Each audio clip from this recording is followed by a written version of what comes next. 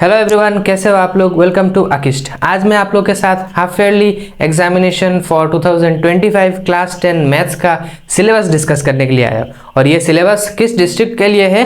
ये सिलेबस कछार डिस्ट्रिक्ट के लिए है, जो पब्लिश किया है DLEIC कछार ने। ठीक है, मैं एक स्क्रीनशॉट भी लगा सकता हूँ, आप लोग देख सकते हो उधर DLEIC का सब कुछ इन्फॉर्मेशन अच्छे से गिवन है। और मैं यहाँ पे आप लोगों के लिए सिलेबस को यहाँ पे लिख लिया है। ठीक है, तो चलो आओ शुरू करते हैं। तो ये क्लास 10 का जो NCERT बुक है उससे ही है, तो आप लोगों को सबको पता है कि NCERT बुक से ही क्वेश्चन आता है। ठीक है, और हाफ ईयरली एग्जाम में कितने मार्क्स का एग्जाम होगा?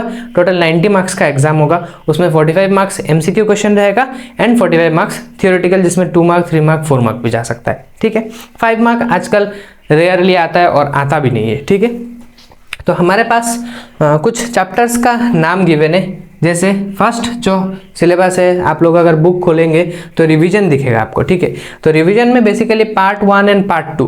तो पार्ट 1 एंड पार्ट 2 में क्या क्या एक्सरसाइज आता है, तो आप लोग ये नोट करके रख सकते हैं कि R1, R2, R3, R4 and R5।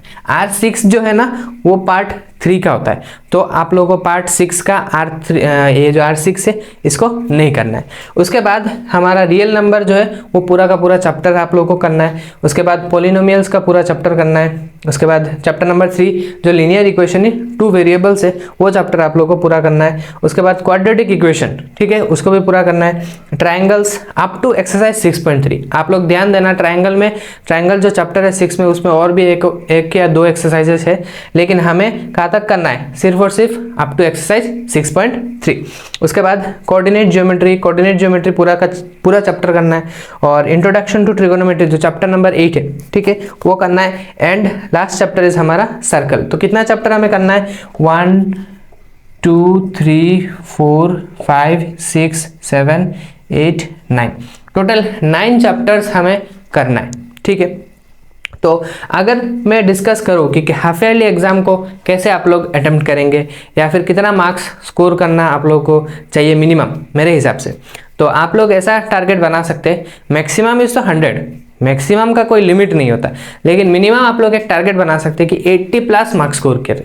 ठीक है, तो 80 मार्क्स जो स्कोर करना है वो इतना भी मुश्किल नहीं है। मतलब आप लोगों का एग्जाम होगा 90 और प्लस 10 जो प्रैक्टिकल आप लोग सबमिट करेंगे। ठीक है, तो टोटल मिला के मैं बोल रहा हूँ 100 में आप लोगों को कितना मार्क्स स्कोर करना है? 80। उसके लिए आप लोगों को मिनिमम जो 90 मार्क्स का एग्जाम है उसमें एटलीस्ट 70 मार्क्स, अगर तुम्हें 10 आउट ऑफ 10 मिलता है तो 70 मार्क्स, या फिर 10 आउट ऑफ अगर 8 मिलता है, 6 मिलता है तो तुम्हें और भी ज़्यादा। तो टारगेट रखो कि 90 में 80 मिल जाए, तो ऑब्वियसली वो जो plus minus practical and all है उसको करने के बाद क्या हो जाएगा? 80-85 रहेगा। ठीक है, अब 80 मार्क्स स्कोर करने के लिए एक स्ट्रेटेजी भी तो चाहिए। ठीक है, तो मैं एक छोटा सा स्ट्रेटेजी आप लोगों को बताता हूँ। The one and only strategy is revision. समझ में आया क्या स्ट्रेटेजी है? वन एंड ओनली रिविजन करना है, बस, दैट इज सफिशिएंट। अब रिवीजन क्या क्या चीज़ों का करना है? रिवीजन आप लोग को पहले जितना भी आपके बुक में सम गिवन है एक्सरसाइजेज में सब कुछ सॉल्व करना है, ये पॉइंट नंबर 1। उसके बाद क्या करना है? बुक में जितना भी एग्जाम्पल्स गिवन है उन सभी को सॉल्व करना है। ठीक है, उसके बाद क्या करना है? MCQ प्रैक्टिस करना है। प्रीवियस ईयर क्वेश्चन से आप लोग को MCQ प्रैक्टिस करना है, या फिर आपके पास जितना भी MCQ का क्वेश्चन का कलेक्शन है वो आप लोग को सॉल्व करना है। And last one, fourth one is previous year MCQ question भी करना है, एंड प्रीवियस ईयर का आपको क्या करना है? ये थ्योरेटिकल क्वेश्चन भी प्रैक्टिस करना है। तो इन चारों चीज़ों को, first one exercise, second one example, third one MCQ practice, आप जहाँ से भी कर सकते हो, एंड फोर्थ वन क्या है? प्रीवियस ईयर MCQ भी प्रीवियस ईयर का करना है, एंड साथ में ये आपका जो थ्योरेटिकल क्वेश्चन है। तो आप अगर इन चारों चीज़ों को कंप्लीट कर लेते हैं तो आई होप कि आप लोगों को 80 प्लस मार्क्स ईजिली मिल जाएगा, कोई भी दिक्कत नहीं होगा। ठीक है, और जो भी आप लोगों को मदद चाहिए मुझसे आप लोग पूछ सकते हैं, मैं आप लोगों को मदद करने के लिए तैयार हूँ।